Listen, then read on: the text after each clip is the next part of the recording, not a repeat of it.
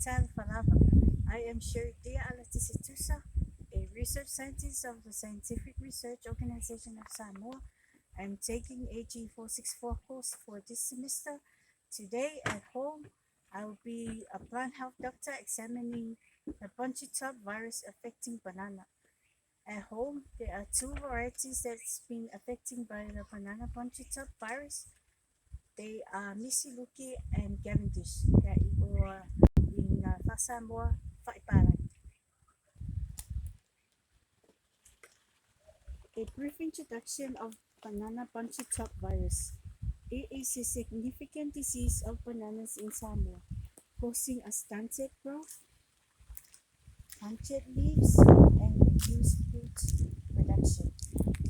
It has introduced into Samoa in late 1950s and has caused a severe losses to banana crops.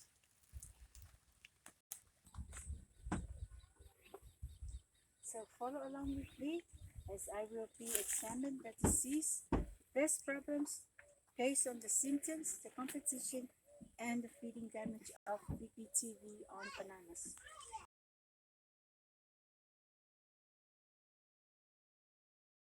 Description of BPTV symptoms. Banana punchy top virus. It shows symptoms like punchy top appearance where the new leaves become stunted and cluster at the top of the plant, which known as punchy. Leaf characteristics: the dark green streaks appear along the leaf veins and the reduced fruit size, where fruits may be small, distorted, and unmarketable. Another description is the feeding damage of BPTV. It causes by banana aphids known as Pentalonia nigroniversa. It is a virus vector.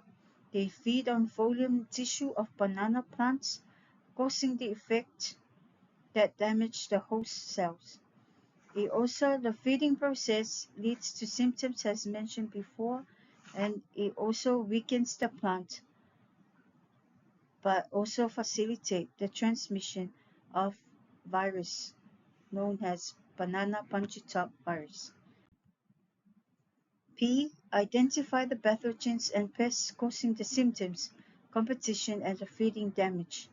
The primary pathogen responsible for BBTV is itself, which belongs to the family Nanoviridia and genus Papuvirus.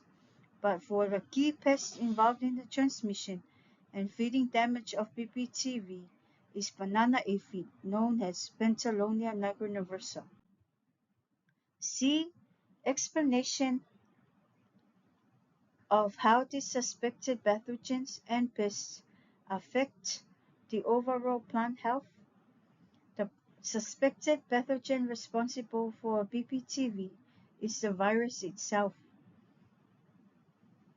The virus disrupts the plant's abnormal growth processes, leading to symptoms as all mentioned above. The primary pest associated with BPTV is the banana aphid, which also acts as the vector for the virus. The aphids feed on the phloem tissue of banana plants, weaken them and facilitating the transmission of BPTV. Their feeding activity can cause additional stresses to the plant, compounding the damage caused by the virus. Together, the pathogen and pest create a cycle of infection and damage that can devastate banana crops if not effectively managed. D. Suggest one strategy for managing these pathogens. One, one strategy to manage pathogens and pests of BPTV, I can say integrated pest management approach, where first key to key components included under the integrated pest management approach. One, early detection and removal. That is regularly inspect banana plants for symptoms of BPTV and promptly remove and destroy infected plants to prevent the virus from spreading. Secondly, the aphid control. Use the insecticides biological controls like natural predators or cultural practices to reduce banana aphid populations. Third, planting virus stock management. Ensure that new banana plants are certified as virus-free banana planting. And lastly, but not the least, the alternative host management. Controlled aphids on other host plants nearby to reduce the risk of reinfection. This multifaceted approach helps minimize the impact of PPTV while promoting sustainable banana cultivation. Suggest 1 to 2 management methods for each pathogen and pest observed. For pathogen, you may use virus-free planting material, whereas you have to ensure that banana plants are sourced from certified virus-free nurseries to prevent the introduction of PPTV into new areas.